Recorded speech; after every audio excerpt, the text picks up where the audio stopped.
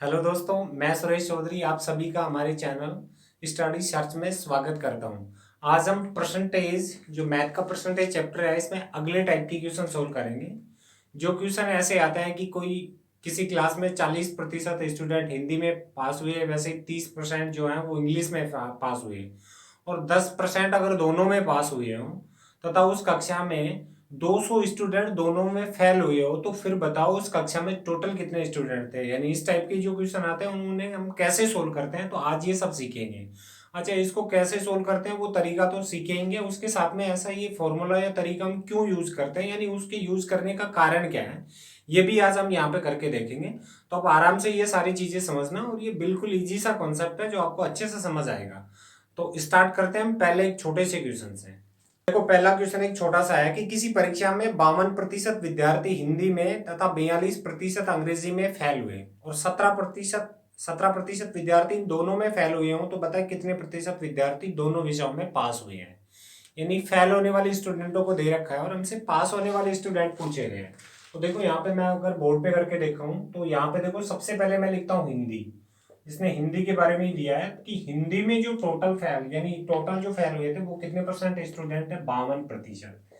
ऐसे ही आगे दिया है कि अंग्रेजी यानी इंग्लिश में जो फेल हुए थे वो इसने कितने दिए हैं, वो बताया इसने 42%। तो यहाँ पे लेट करता हूँ 42। आगे कहा कि दोनों में यानी बहुत, इन दोनों में जो टोटल फेल हुए वो कितने दे रखा है, दोनों में 17% विद्यार्थी फेल हुए हैं।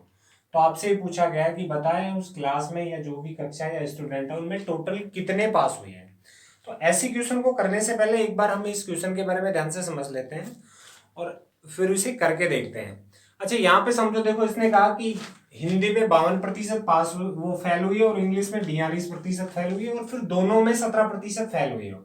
तो पास होने वाले स्टूडेंट पूछे तो टोटल अगर मैं फेल होने वाले स्टूडेंट निकालू कि टोटल कितने फेल हुए, तो देखो हिंदी में हुए थे 52, इसके अलावा इंग्लिश में हुए हैं 42। तो 52 और 42 को जोड़ूंगा तो ये आएगा और उसके बाद में माइनस होता है यहाँ पे 17। तो ऐसा करेंगे, देखो 52 में 42 जोड़ेंगे, 2 और 2 4, ऐसे 5 और 4 9, यानी 94 में हमें 17 घटाना है। 17 घटाएंगे तो ये बचेगा 7 और ये बचेगा हमारा 7।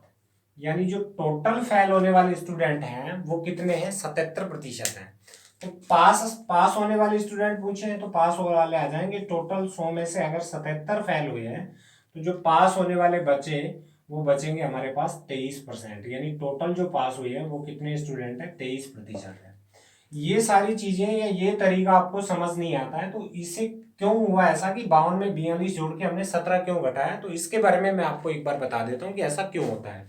देखो इधर देखना, चलो मैं यहाँ पे गोले बना के आपको समझा देता हूँ कि जैसे ये जो गोला था ये हिंदी का था, यानी हिंदी में जो टोटल फेल हुए हैं वो इस गोले में थे। ऐसे इस गोले में ये इंग्लिश का था, यानी जो इंग्लिश में टोटल फेल हुए हैं वो सारे इस गोले में थे।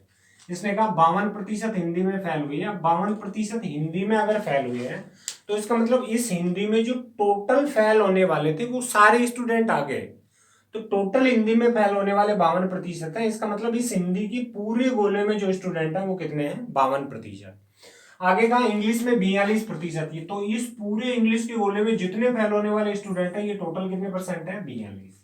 आगे कहा कि इन दोनों में 17%, यदि 17% फेल होते हैं तो दोनों का मतलब ये हिंदी में भी फेल हो रहे हैं अंग्रेजी में, यानी दोनों विषय में फेल हो रहे हैं।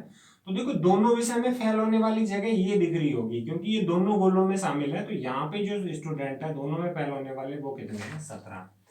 अब आप ध्यान से देखो, टोटल फेल होने वाले आप अगर निकालोगे तो 52 और प्लस 42 करोगे तो यहाँ पे जो बीच में यानी दोनों में फेल होने वाले स्टूडेंट है, जो हिंदी में भी हो रहे हैं इंग्लिश में भी हो रहे हैं, तो ये दोनों में फेल होने वाले जो स्टूडेंट हैं ये इन दोनों में जुड़ा हुआ है। देखो इस हिंदी में भी काउंट किया गया है, जुड़ा हुआ है, और यही इस इंग्लिश में भी जुड़ा गया है। तो इस 17% या दोनों में जो फेल होने वाले थे इसको 2 बार जोड़ दिया गया है। तो इसलिए हम 2 बार जो चीज जुड़ी है तो उसे एक कम करने के लिए एक बार इनमें से दोनों को जोड़ के एक बार क्या करते हैं, माइनस। तो माइनस करने के बाद जो टोटल फेल आ जाएंगे वो आ जाते हैं 77, और जो टोटल फेल थे अब उसमें पास निकालना है तो टोटल थे 100 में 77 फेल हुए तो पास कितने आ गए, 23%। तो ये चीज समझ में आ गई होगी। देखो यहाँ पे चलो मैं इसको ऐसे भी कर सकता हूँ कि हिंदी में टोटल फेल हुए 52 और हिंदी और अंग्रेजी दोनों में हो 17, तो केवल हिंदी में कितने हुए। अब अगर मैं 52 में 17 निकालूंगा तो देखो ये बचेगा हमारे पास 5 और ये बचेगा 35। यानी केवल हिंदी में जो फेल होने वाले थे वो कितने थे, सॉरी हाँ, ये टोटल जो हिंदी में फेल होने वाले थे वो कितने परसेंट थे, 35। ऐसे ही केवल इंग्लिश में फेल होने वाले अगर निकालें तो ये देखो कितना होगा, 3 2 5, और इसके अलावा करेंगे 25%। अब आप मैं टोटल फेल होने वाले अगर जोड़ू तो भी देखो ऐसे भी कर सकता हूं कि केवल हिंदी में फेल हुए 35, ऐसे ही आगे देखो वैसे ही केवल इंग्लिश में फेल हुए 25 और दोनों में फेल हुए 17। अब आप सबको जोड़ के देखो, 5 और 5 10 और 7 17, 7 1 बच गया, 3 2 5 और 1 6 और 1 7, यानी 77%। यानी अब भी टोटल फेल होने वाले कितने आए हैं, 77। तो यहाँ पे थोड़ा ये बड़ा हो जाता है, तो ऐसे हम ना करके इसको सीधा ही करते हैं कि दोनों को जोड़ के एक को घटा लेते हैं, उसके बाद जो बचा वो हमारा आंसर होता है। तो चलो अब नेक्स्ट करते हैं इससे अगला। किसी परीक्षा में 47% छात्र गणित में और 42% छात्र विज्ञान में उत्तीर्ण हुए हैं तथा 12% छात्र दोनों विषयों में उत्तीर्ण हुए हैं, और यदि अनुत्तीर्ण होने वाले छात्रों की संख्या 276 हो तो बताएं कुल छात्रों की संख्या क्या थी। यहाँ पे टोटल छात्र हमसे पूछे गए तो वो कितने थे, ये हमें करके बताना है। तो यहाँ पे देखो इसको करेंगे तो सबसे पहले लिखते हैं मैथ। गणित के बारे में बताया तो देखो मैथ में टोटल जो पास होने वाले थे वो कितने थे, इसने बताया कितने परसेंट है, 47%। ऐसे ही साइंस में जो टोटल पास होने वाले हैं उनके बारे में बताया था कितने परसेंट है, 42।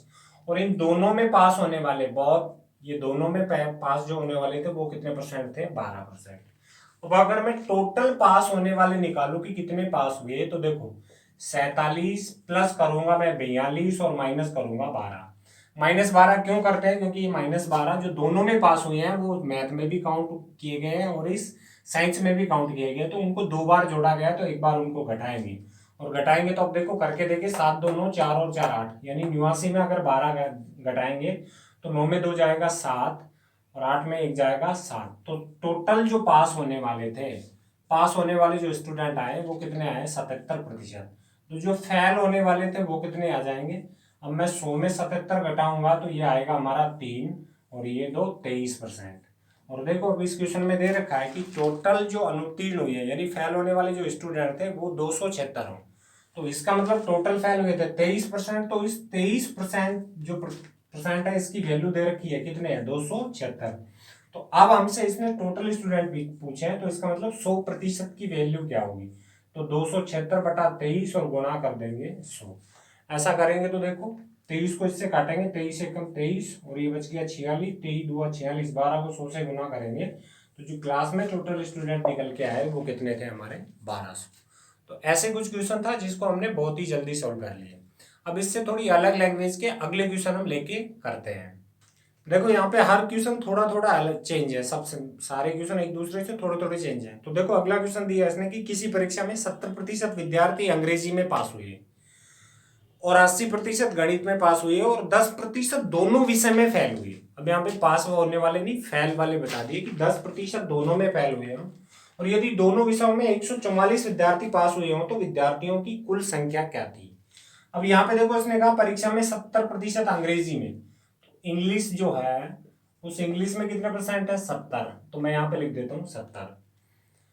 और इसके आगे देखो और क्या बताया इसने कि 70% अंग्रेजी में पास हुए, 80% गणित में। तो मैथ में कितने पास हुए, मैथ में हुए 80% यानी 80%। और ऐसे इन दोनों में जो फेल होने वाले थे, दोनों में जो फेल होने वाले थे वो कितने थे, 10%। अब अगर मैं टोटल की यहाँ बात करूं तो देखो टोटल हम सदैव मानते हैं कितना, 100 यानी 100%।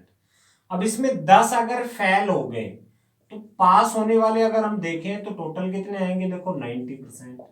जबकि यहाँ पे दोनों में जो टोटल पास होने वाले जोड़े हम तो 70 + 80 ऐसा करेंगे तो देखो ये हो जाएगा हमारा 150%।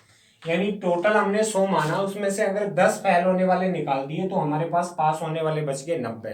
लेकिन अगर मैं इंग्लिश और मैथ में पास होने वाले जोड़ू तो ये जोड़ के देखेंगे तो 70 और 80 देखो टोटल पास होने वाले कितने हो रहे हैं, 150। तो यहाँ पे पास होने वाले तो 90 ही होने चाहिए थे, लेकिन हाँ कितने रहे, 150। तो देखो यहाँ पे भी जो ये योग बढ़ रहा है यानी योग 100 से अधिक बढ़ रहा है, तो उसके बढ़ने का कारण जो है, सॉरी 90 से अधिक जो हो रहा है उसके बढ़ने का कारण ये है कि यहाँ पे जो दोनों विषय में पास होने वाले स्टूडेंट थे उनको हमने इन दोनों में काउंट कर रखा है, इस वजह से ये योग बढ़ रहा है। तो दोनों में जो है यानी बहुत जो बहुत दोनों में बहुत जो पास होने वाले स्टूडेंट थे वो कितने थे, तो वो अगर निकाले तो देखो 150 माइनस कर दूंगा 90। अब करेंगे तो यानी दोनों विषय में जो पास होने वाले थे वो कितने थे, 60%। अब आप देखो इसने पूछा क्या है हमसे, इसने कहा ये कि यदि दोनों विषयों में 144 विद्यार्थी पास हुए हों, तो दोनों विषय में पास होने वाले हमने कर लिए, कितने परसेंट है, 60। तो यानी 60% की वैल्यू उसने दे रखी है, कितनी है, 144 हो। तो पूछा क्या है, 100, यानी टोटल पूछा है, तो 100% की वैल्यू क्या होगी।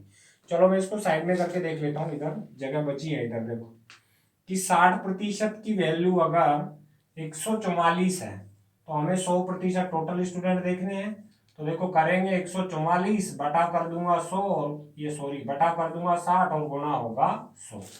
ऐसा अब अगर हम करेंगे तो देखो काट लो, ये 6 को इससे काटेंगे, 0 से 0 खत्म, 6 को काटेंगे, 6 दूना 12 और 6 को 24, यानी गुणा करेंगे तो आएगा 240, यानी टोटल स्टूडेंट उस क्लास में कितने थे, 240।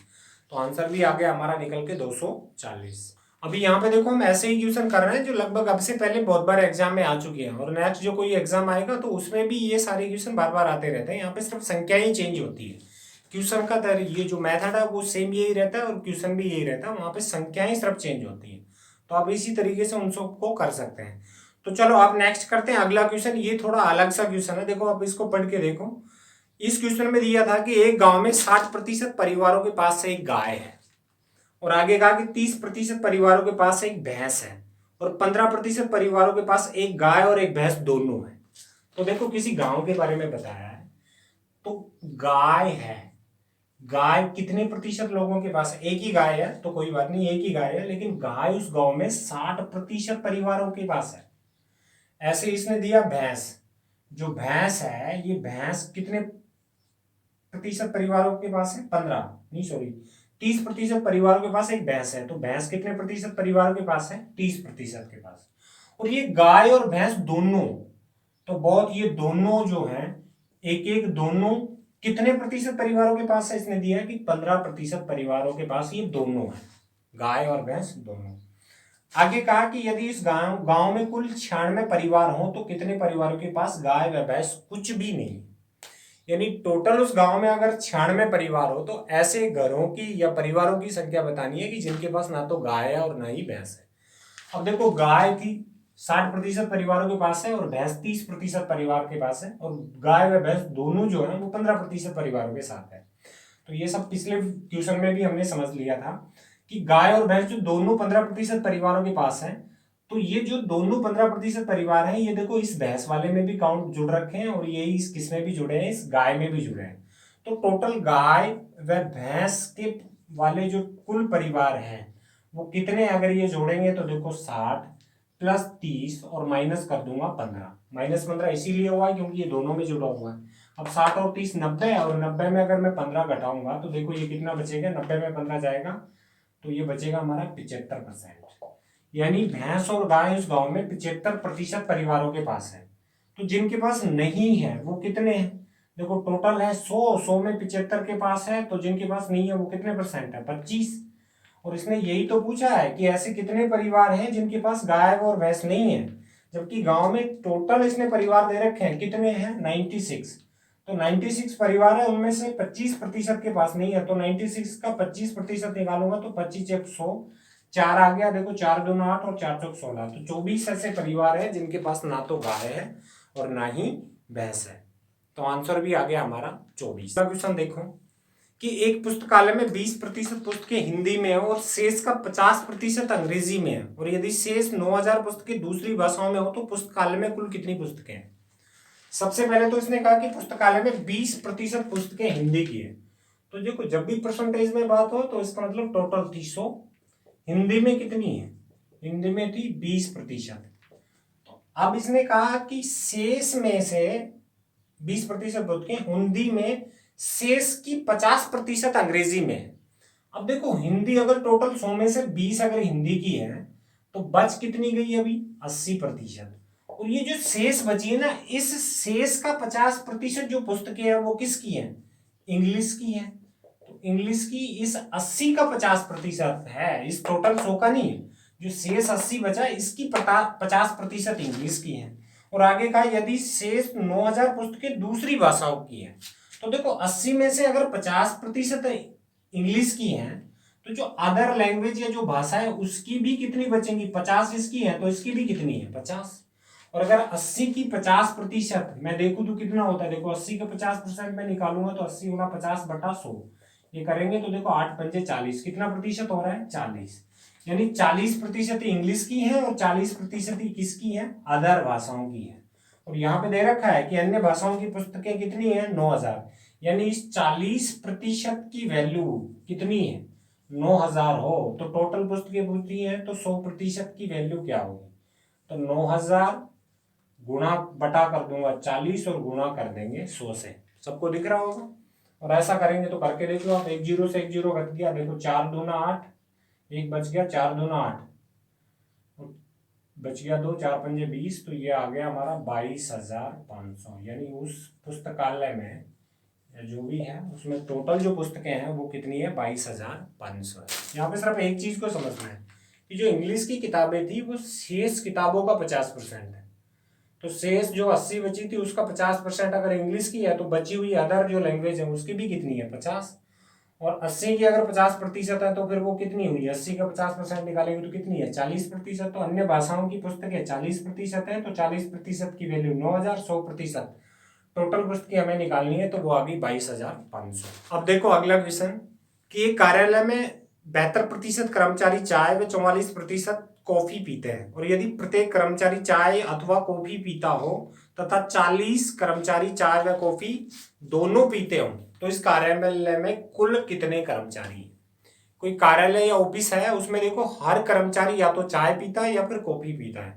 आगे इसने बताया कि 72% कर्मचारी चाय पीते हैं, तो मैं यहाँ पे सबसे पहले चाय पीने वाले लिख देता हूँ कि चाय पीने वाले कितने परसेंट है 72। ऐसे ही कॉफी पीने वाले कितने हैं, इसने देखो बताया कि कॉफी पीने वाले जो हैं वो कितने परसेंट है 44% है। और उसने कहा कि चाय और कॉफी जो है ना वो अवश्य पीते हैं कोई भी चाहे कर्मचारी हो। तो अब मैं चाय और कॉफी पीने वाले अगर टोटल जोड़ू तो देखो 72 प्लस 44, अगर आप इसे जोड़ोगे तो 4 और 2 कितना हो रहा है 6, और 7 और 4 कितना हो रहा है 11, यानी 116%। जबकि टोटल की अगर बात करें तो टोटल तो कितना परसेंट होना चाहिए था 100। तो यहाँ तो इन दोनों का चाय और कॉफी का जोड़ा तो योग ही 100 से अधिक आ रहा है। तो मैंने अभी कुछ समय पहले भी आपको बताया था कि यहाँ पे योग 100 से अधिक आ रहा है। तो इसका मतलब इस चाय और कॉफी में देखो ऐसे आदमी 2 बार जोड़े गए हैं जो चाय और कॉफी दोनों पीते हैं, तो उसकी वजह से ये योग अधिक आया है। और योग अगर उसकी वजह से अधिक आया तो चाय और कॉफी दोनों पीने वाले अगर हम देखें तो वो कितने हैं, देखो वो अगर निकालें तो 100 माइनस ये सॉरी 116 और माइनस कर दूंगा 100 तो कितने परसेंट आ गए 16, यानी 16% व्यक्ति ऐसे हैं जो चाय और कॉफी दोनों पी रहे हैं। और अब इसमें देखो चाय और कॉफी दोनों पीने वालों की संख्या दे रखी है कितनी है 40, यानी 16% की वैल्यू अगर 40 है तो हमसे कार्यालय के टोटल कर्मचारी पूछे गए हैं तो 100% की वैल्यू क्या होगी ये बताना है। तो 40 बटा कर दूंगा 16 और गुणा कर देंगे 100 से। करके देख लो, काटना तो आता होगा आपको, 8 दूना 16, 8 पंजे 40, 2 से काटेंगे 50, ये 2 पचम 25, यानी टोटल कर्मचारियों की जो संख्या आई वो कितनी आई है 250। तो आंसर आ गया हमारा 250। अब इसके बाद में एक नेक्स्ट क्वेश्चन लेते हैं, भिन्न से रिलेटेड भी आता है, तो आज हम उस एक क्वेश्चन को करके देखते हैं। चलो देखो कि किसी भिन्न के अंश में 40% की कमी व हर में 60% की वृद्धि कर दी जाए तो वह 12/35 प्राप्त होती है। वह जो भिन्न है वो 12/35 हो जाती है। तो वह भिन्न क्या थी ये आपको बताना है। ये भी भिन्न का क्वेश्चन कई बार एग्जाम में पूछता है, वैसे इजी है, देखना आप कैसे करते हैं। चलो भिन्न के बारे में पहले तो मैं आपको ये बता देता हूँ। चलो मैं ऐसे ही मान लेता हूँ कि x/y मेरे पास ये भिन्न है, तो देखो इसका अंश जो होता है ये होगा x, और हर जिसे हम बोलते हैं वो क्या होगा y, यानी ऊपर के भाग को इस भिन्न के अंश बोलते हैं और नीचे के भाग को क्या बोलते हैं हर। तो मैं x और y मान के इस क्वेश्चन को कर लेता हूं। देखो कि जैसे हमारी जो पहले भिन्न थी वो थी x और y, तो x/y। अब इसने क्या कहा कि उसके अंश में 40% की कमी कर दें। तो x हमारा अंश था, इसमें अगर मैं 40% की कमी कर दूं तो 100 में 40 गया कितना बचेगा 60, और प्रतिशत है तो बटा, इसके बटा भी कर दूंगा 100। आगे देखो ये जो हर था इसके बारे में कहा इसमें 60% की वृद्धि, तो 60 100 में 60 तो कितना हो गया 160, और बटा 100 आएगा तो ऊपर चल के गुना क्या हो जाएगा 100। अब ये 100 से 100 कट जाएगा। तो आप ध्यान रखना कि जब भी ऐसे क्वेश्चन को हम करें तो यहाँ पे ये बटा जो शो कर रहे हैं ये मत करना, आप सीधा कर सकते हो कि x बटा वाई। सबसे पहले अंश में 40% की कमी, तो गुणा कर दूंगा 100 में 40 कम तो 60, और हर में 60% की वृद्धि, तो कितना हो गया 160। और ऐसा जब हमने किया तो ये जो भिन्न है वो कितनी बन गई 12/35, यानी ये हो गई परिणामी रूप में भिन्न ऐसे बन गई। तो ये पहले जो भिन्न थी वो क्या थी, एक्स और वाई का वैल्यू पता करना है हमें। तो देखो इसको काटना चाहे तो काट सकते हैं, 1 0 से 1 0 कट गया। अब एक्स बटा वाई और बराबर ये संख्या मैं इधर ले जाऊंगा तो देखो ये तो होगा हमारा 12/35, ऐसे की ऐसे रहेगा। लेकिन बटा की संख्या इधर लाएंगे, गुना में हो जाएगी 16 और वो भी बटा में चली जाएगी तो 6। अब इसे आप काटो, देखो 6 से 2 कट गया, 6 दूना 12। अभी 35 से 16 काटोगे तो ये कटेगा नहीं, तो 16 दूना 32 और बटा क्या है 35। तो जो भिन्न थी हमारी पहले शुरू में वो कितनी थी 32/35। तो ये हमारे इस क्वेश्चन का आंसर है। चलो ऐसा एक भिन्न का क्वेश्चन और देख लो। इसने कहा कि किसी भिन्न के अंश में 50% की वृद्धि, तो भिन्न थी हमारी x बटा वाई, अंश में 50% की वृद्धि, इसका मतलब 150, और हर में क्या किया 10% की कमी, तो गुणा 100 में 10 घटाएंगे 90, और ऐसा करने के बाद भिन्न हो गई हमारी 15/16। काटो इसे, देखो 1 0 से 1 0 कट गया, आगे काटेंगे 3 × 9 और 3 × 5 = 15, तो ये हो गया हमारा x गुणा 5 बटा y गुणा 3 और बराबर है 15/16। x और y का मान निकालेंगे तो x बटा वाई, बटा की संख्या इधर जाएगी तो ये किस में हो जाएगी गुणा में, तो गुणा 3, और ये गुणा की संख्या बटा में तो गुणा 5। काटेंगे देखो 5 3 15, ये हो गया हमारा 3 × 9, तो भिन्न आ गई 9/16। तो ये हमारे इस क्वेश्चन का आंसर था कि भिन्न जो आएगी वो थी 9/16। तो ऐसे आज हमने कुछ इस टाइप के क्वेश्चन आपको बिल्कुल आराम से समझाने की कोशिश की। आपको अगर कोई क्वेश्चन या कुछ भी समझ नहीं आया हो तो आप एक बार इस वीडियो को फिर दोबारा से देख सकते हैं। अच्छा, इसके अलावा आप अब अगर हमारे चैनल पर नए हो तो अगर चैनल अभी तक सब्सक्राइब नहीं किया तो चैनल को एक बार सब्सक्राइब करना, और इसके अलावा वीडियो आपको पसंद आया हो तो प्लीज़ एक बार वीडियो को शेयर करना। तो नेक्स्ट मिलते हैं हम अगले वीडियो में। जब तक के लिए जय हिंद, जय भारत, बाय।